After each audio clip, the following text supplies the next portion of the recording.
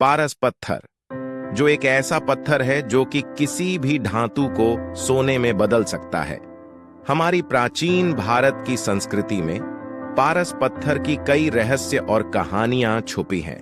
इस वीडियो में मैं आपको पारस पत्थर पे घटित हुई कुछ सच्ची कहानियां सुनाऊंगा। पहली कहानी है ऋषि वशिष्ठ की। प्राचीन काल में एक प्रसिद्ध साधु थे जिनका नाम आर्षि वशिष्ठ था। आर्षि वशिष्ठ को भगवान शिव का अनन्य भक्त माना जाता था। एक दिन आर्षि वशिष्ठ ने कठोर तपस्या करते हुए भगवान शिव को प्रसन्न किया। उनकी तपस्या से प्रसन्न होकर भगवान शिव ने आर्षि वशिष्ठ को दर्शन दिए और उनसे वरदान मांगने को कहा। आर्षि वशिष्ठ ने विनम्रता से भगवान शिव से कहा, हे महादेव, मुझे ऐसा वरदान दीजिए जिससे मैं मानवता की सेवा कर सकूं।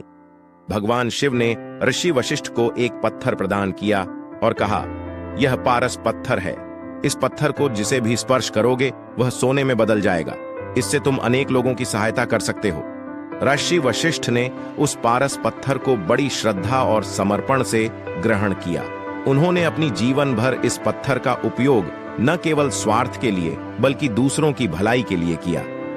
आर्षि वशिष्ठ ने गरीबों की मदद की, जरूरतमंदों को सोना प्रदान किया और अनेक लोगों के जीवन में खुशहाली लाई।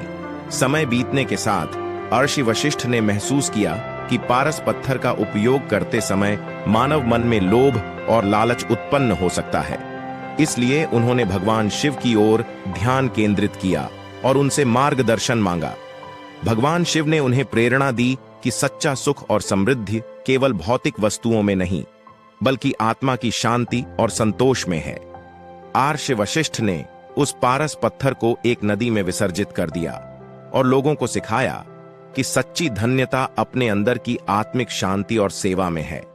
इस प्रकार आर्षि वशिष्ठ की कथा न केवल पारस पत्थर के चमत्कार की बल्कि आत्मिक उन्नति और संतोष की भी एक प्रेरणादायक कथा बन गई। दूसरी कहानी व्हीलर थैक्सटन द्वारा संपादित एम्परर ऑफ इंडिया में दर्ज है। मांडू राज्य में एक लकड़हारा रहता था। एक बार वह जंगल में लकड़ी काट रहा था कि टन्न की आवाज के साथ उसके हंसिए का फाल सोने में तब्दील हो गया।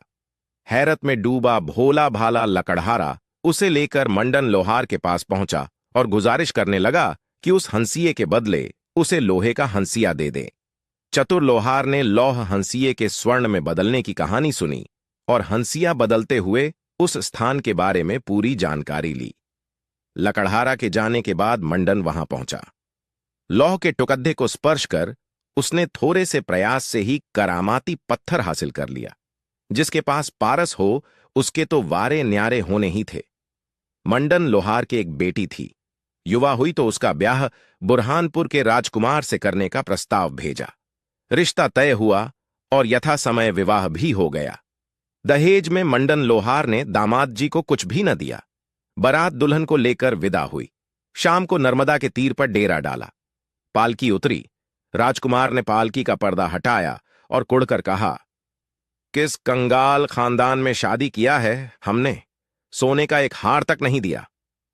वधू मुस्कुराई और अपने आंचल की गांठ खोलकर एक बदरूप पत्थर निकालकर राजकुमार के हाथ में रख दिया। लो, यह पत्थर तुम्हारी ही नहीं 7 पीढ़ियों की तृष्णा की पूर्ति कर देगी। उस पत्थर को देख राजकुमार का क्रोध 7वें आसमान पर पहुंच गया। इससे क्या सरफोड्ढू, यह कहकर उसने उस पत्थर को नर्मदा की ओर फेंक दिया। कुछ ही पलों में पत्थर नदी की गहराई में विलीन हो गया। लोहार की बेटी बिलख पड़ी और कहने लगी कि वह कोई साधारण पत्थर नहीं बल्कि पारस पत्थर था। उससे कितने ही मन सोना बना सकते थे।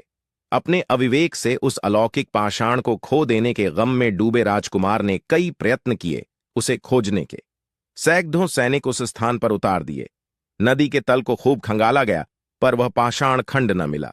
बस अफसाना रह गए। ऐसी ही न जाने कितनी सारी पौराणिक कथाएं हैं जो पारस पत्थर पर प्रचलित हैं। ऐसी ही और वीडियोस देखने के लिए वीडियो को लाइक और चैनल को सब्सक्राइब जरूर करें।